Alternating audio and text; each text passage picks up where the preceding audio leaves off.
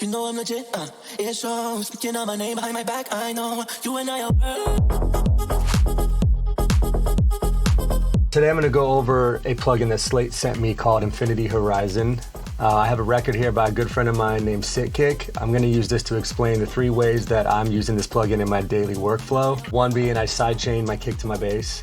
The second one is it's on my vocal bus, and then lastly I put it on my master. So I'm gonna go ahead and start with showing you how I'm using this to sidechain the kick to the bass. So I have the amount set to 30%, and this is how aggressive it's gonna attack and suppress the frequencies. I have the timing at 76%, the sharpness at 70, resolution's dialed back to about 40%, and then of course I toggled on the sidechain knob. I'm gonna go ahead and play this without the sidechain first, so I'm gonna bypass this, and then I'll toggle it on halfway through.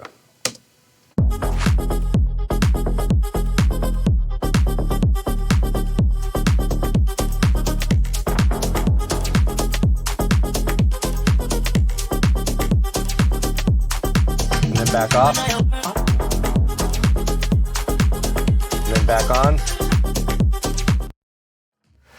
So as you can see, there's a lot of clarity there. The kick is sitting more in the mix, and it's not losing any of that fullness in the bass. You know, some compression, you got to dial in the threshold a lot more, and you kind of lose some of the attack of the bass. There's like little things like that.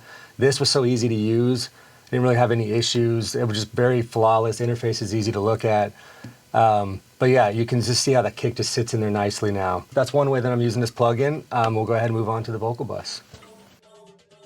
So another way that I'm using this plugin on this mix is I have an insert on my vocal bus. When I got this stem, it already had all the reverb baked in, and we all know if you're mixing, like that can sometimes be a problem, especially as you process more.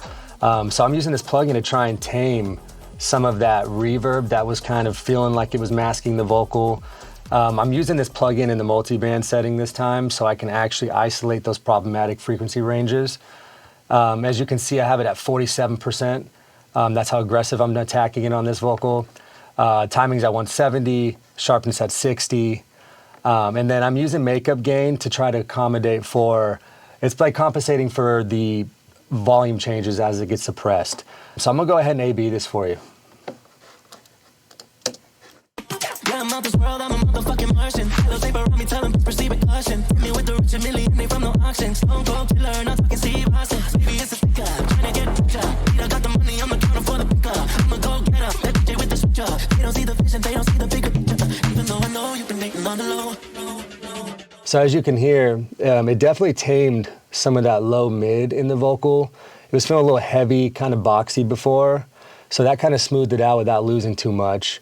And then knowing Sidechain and how he likes his vocals to be present and a little more on the brighter side, I was able to tame some of the sibilance, some of the harsh frequencies, and some of that reverb without losing that brightness. So the last way that I'm using this plugin in this mix is I have it inserted on my master.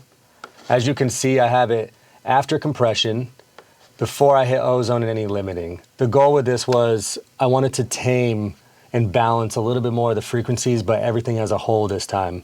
So as you can see the settings, I have the amount that I'm suppressing all these frequencies about 38%.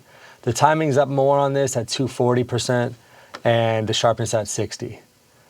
I have the bar down about 1.7 dB, and then I'm making up for it down here.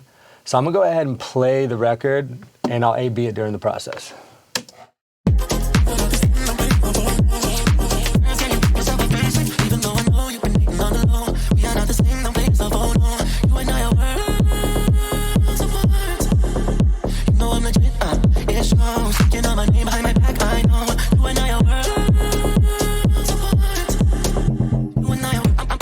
So I love that the plugin is not doing too much to my mix. It's very subtle, and if you know my mixing, I like to do things in stages and keep it subtle. So I'm using this tastefully in a way where it's bringing clarity to the mix.